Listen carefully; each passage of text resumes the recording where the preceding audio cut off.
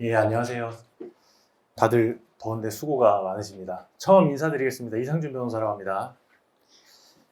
저는 이제 다음 주부터 진행되는 그 형법 1순환 강의 간략하게 소개해드리기 위해서 이렇게 찾아뵙게 되었습니다.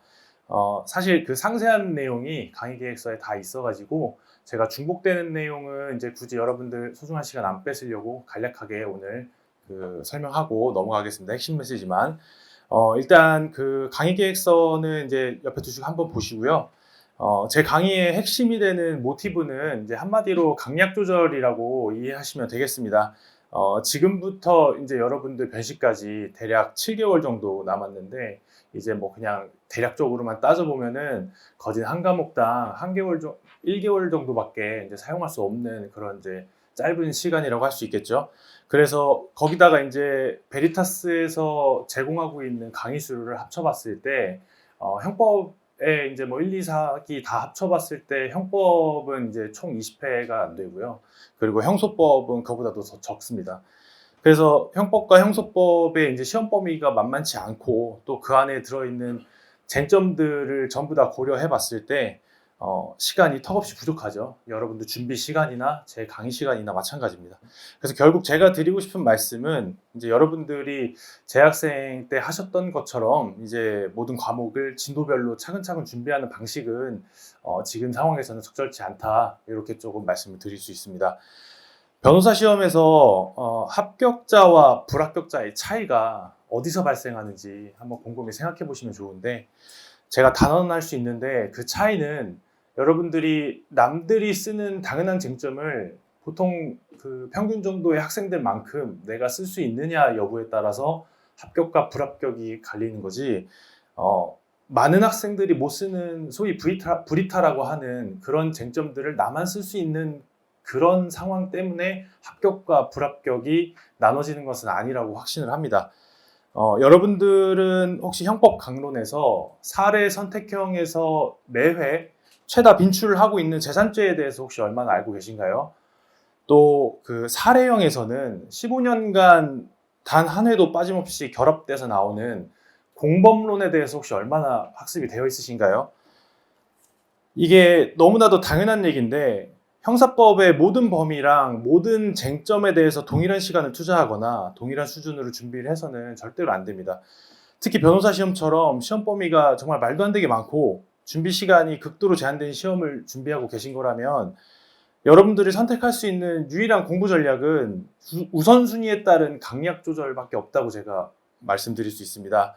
그래서 제 강의는 바로 이런 문제의식과 전략적 선택을 토대로 설계되었습니다. 그래서 강의 계획서 받으신 거는 이제 뭐 앞에 부분은 그냥 간략히 보시면 되고요. 진도표 뒷장에 이제 진도표를 이제 좀 간략하게 설명을 드리겠습니다. 제 모의 문제는 조금 그 특수한 게 메인 쟁점과 결합 쟁점이라고 해서 조금 그 차원을 나눠서 복합적으로 접근을 했습니다. 그래서 모의 문제는 변시기출을 일단 직접 분석한 데이터가 가장 기본이 되었고요. 그 외에 법리적 중요도나 문제 구성의 전형적 패턴, 판례의 최신 동향 등을 반영해서 그 중요도에 따라서 강의의 순서와 반복의 정도의 차등을 넣어서 이 커리큘럼을 구성하게 됐습니다. 그래서 이거는 1기 1순환에서만 고려한 건 아니고요. 1순환, 2순환, 그리고 4기까지의 종합적인 어떤 그 체계적인 완성도를 위한 그런 시발점이라고 볼 수 있습니다. 아무래도 여러분들 성적 향상이랑 가장 직결되는 부분은 형법 강론이죠. 그래서 형법 강론을 주축으로 해서 메인 쟁점을 구성했습니다. 그래서 여러분들 회차별로 메인 테마가 존재하고 그 회차에서 그 테마를 가급적 효율적으로 또 중요도에 따라서 여러분들이 학습할 기회를 제공하는 게 제 구성의 목표고요. 또 이에 전형적으로 결합되는 내용이거나 아니면 총론의 어떤 독자적인 관점에서 중요도가 큰 쟁점을 옆에 이제 결합을 시켰습니다. 그래서 이제 강론의 메인 쟁점들마다 결합되는 총론의 스타일이 다르고요.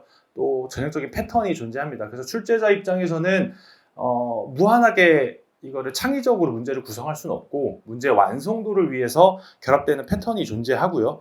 또 이게 이제 기출을 분석하다 보면 그런 중요도가 선별이 됩니다. 그래서 그거에 따라서 결합 쟁점을 구성했습니다. 이 외에 이제 선택형이 있는데, 선택형은 이제 10문제 중에 4문제 정도는 여기 사례형 그 메인 쟁점에서 사례형만으로는 다루기 어려운 중요 지문들로 구성을 했습니다. 그래서 여러분들이 회차별로 특정된 메인 쟁점에 따라서 그 학습 효과가 극대화될 수 있도록 그렇게 사례형과 선택형의 조화를 구성했고요. 그리고 나머지 6문제 정도는 이제 그 외에 다른 범위의 이제 빈출 지문들을 브로드하게 결합을 시켰습니다. 그래서 여러분들이 회차별로 하나의 메인 쟁점에 대한 학습을 극대화하는 것뿐만 아니라 이제 회차가 진행되는 중간중간에도 계속적으로 형법의 전 범위에 대해서 감을 유지할 수 있도록 그렇게 문제를 구성했습니다. 그래서 제가 강조드린 것처럼 진도별로 진도별로 그렇게 하나하나 할 시간은 없고 이거를 계속해서 지금부터 죄송합니다. 계속해서 지금부터 전범위에 대한 감을 이제 갈고 닦아 나가시는 거라고 이제 감을 잡으시면 되겠죠.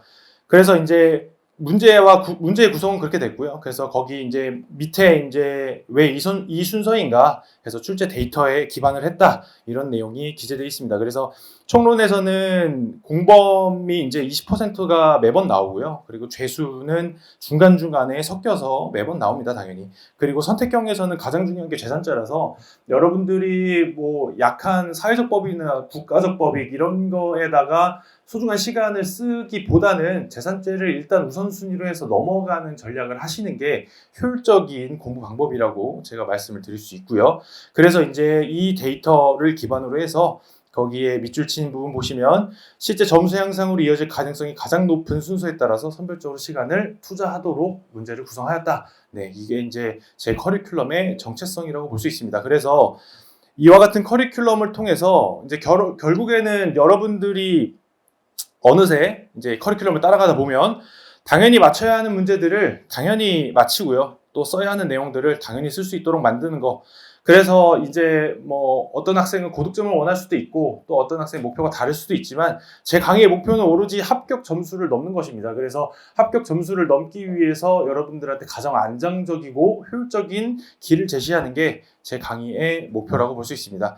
그래서 이제 그 밖에 상세한 내용은요, 강의 계획서 참조해 주시면 되고 또 이제 기타 문의사항은 제가 그 앞부분 담당 강사 이력 부분에다가 기재를 해놨습니다. 그래서 언제든지 편하게 연락을 주시면 제가 친절하게 상담을 도와드리겠습니다. 네, 이상으로 이제 간략하게 그 OT를 마치겠고, 저는 그러면은 다음 주 목요일 날 9시에 첫 시험지로 뵙겠습니다. 감사합니다.